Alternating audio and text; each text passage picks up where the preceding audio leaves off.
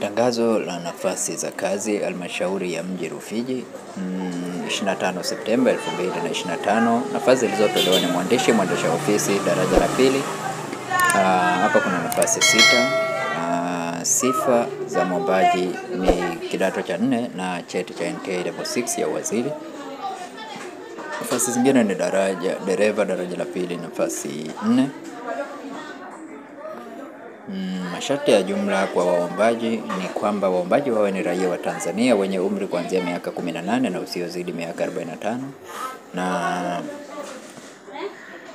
mwisho wa kutuma maombi ni tarehe 8 Oktoba 2025.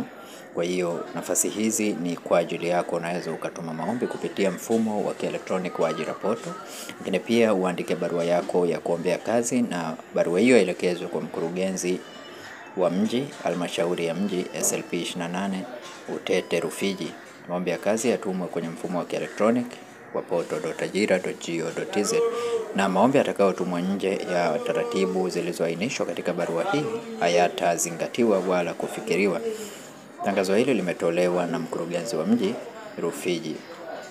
Kwa hiyo nafasi ni kwako. Kama ni mara yako ya kwanza pia kuingia katika channel hii ya Feaboy, tafadhali bonyeza neno subscribe, like video hii, share video hii na wengine, ili waweze kupata nafasi hizi za kazi na waweze kufanya application zao.